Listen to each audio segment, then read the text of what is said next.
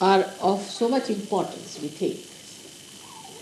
But when I talked to you yesterday, I hope you all realized that we have to now jump into another realm of a subtler understanding of Sajo. First we were worried about our families, our children, our households, then our marriages. One after another, all these questions came up. And we were concerned about all these things, little things. Then we also got concerned about the ashrams which we were running, the problems of the ashram, what we have been doing, how we have been facing the problems, how people are creating problems. That's how our humanity started acquiring a subtler understanding. And then we also realized that we are blessed by God, that there's something great that is always looking after us, some higher force, some special attention is there about us. This is what we realized. Today I was explaining how it happens. That how we realize that God is helping us. Any problem is an effect of some sort of a cause. Every problem. Like Mona wrote a letter that she was driving in a motorway and the car went out of control and the brake would not act. And there was a car coming from the right, car coming from the left, cars going in front and behind. And she felt that they'll be finished. Two of them were traveling to surgeries. So the cause was the car or the brake or whatever it was, mechanism, and the effect was all the problem. So now how to overcome that problem? Supposing you try to neutralize the effect, you cannot because cause is still there. You try to improve the cause, it doesn't work out. Then what we do? So the easiest thing is to cross the cause, to ascend over, to go beyond the cause. So the cause does not exist for you, so the effect does not exist. As long as the cause exists in your attention, the effect will be there. So what did she do? She just prayed to me, just thought of me, that Mother, now it's my last chance. That's all. So the cause disappeared. Because you go beyond it. And the effect also disappeared, and she was surprised.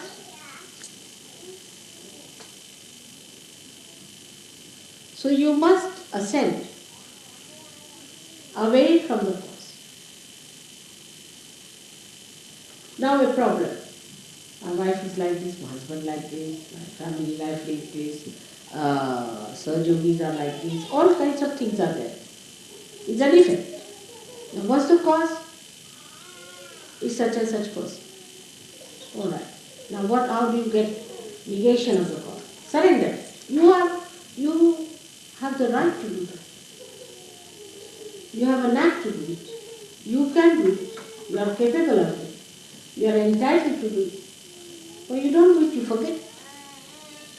You just forget. If you surrender that cause, effects will go away. But that is the thing at that time to remember, that you have to ascend, to go beyond the cause is the best way to get rid of it. So, I've been playing with you. You had causes to say, oh mother, this is the problem, I have no job, now I have a job, then the job is to be had, then the wife is not there, she must have a wife, and the wife has a problem, and she's to be divorced, and that is that, and this and that. Then I'm like that, I'm very bad because there's a bhoot in me. So the bhoot is the cause. And I'm behaving like this because there's a bhoot in me. That's also a scapegoat, I think. So first you go beyond that, saying, what is bhoot? Who is bhoot? I know my mother. And mother, you look after this bhoot of mine. That's all. But for that, an emergency has to come to you. Otherwise, you just don't do it with that power. When you are in an emergent condition, then it works out faster. When it is not emergency, it is half-hearted. Like Mona's condition. There was another case where a journalist was traveling from, I think Lonavala or something, and his brakes broke down, and he was with another journalist. So both of them were coming. This another journalist told me. The another one was surgery. So he found his brakes are not working, and he found his car is going. In front there is a big truck coming up and another truck coming from behind. And there was no way for him to turn or to get out of it, and his brakes were on. That was the emergency. Such an emergency that developed into his mind that, oh God, now the last moment has come. Now I'm finished. There's a truck coming from there and another truck, and within a split of a second he was to be finished. Then he just closed his eyes and he told his friend, think of mother, that's all. And then what he found, that he was nicely crawling on the road and the trucks were left behind and the brake was good.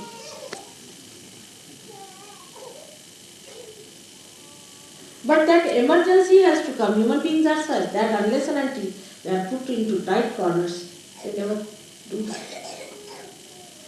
Once they are in a tight corner, then they do it. That is the reason why people try to take ascetic life. Because if you are an ascetic, then you are in a tight corner. They go to Gobi desert to create that emergency within you. So then you think of God. You get detached. But that's too late to go to Gobi desert. They create problems for them to get into tight corners so that they can get out of it. But for Sahajogi, if they are wise, they need not have. But how do we achieve it otherwise, without any getting tired? Only way is meditation. Everybody must meditate, is the point. If you do not meditate, you can continue for a while. You may be all right for a while, for 2 months, maybe 2 years, but then you drop. Many people think, oh, what's the need to meditate? You see, it's all right. If you don't meditate, it doesn't matter. It's not true. Because in meditation only you grow. In emergency you suddenly grow, no doubt. I mean, you just, like a jack in the box, just come up with a spring. But if you have to have a continuous growth, then you must meditate, allow the thought, after thoughts coming, and then allow them to subside, because you rise into the state of thoughtless awareness, and in that thoughtless awareness you grow. And you grow in your detachment to the cause of all the effects. If there is no cause, there is no effect. But this is the problem with us, is that we do not meditate normally. Only when it comes to absolute last point, now you have to fall in the well, then we think of it. Maybe at that moment you are helped, but you don't grow. Growth can only come if you meditate. That is one very important part, is complete help to people who meditate. Otherwise, in the normal life, how do we grow? If we have no oxygen, we cannot grow. We have to have sufficient oxygen, we have to have sufficient food, we have to have all these things. But in spirituality, you grow through meditation. There is no way out. Those who think they can grow are bumptious.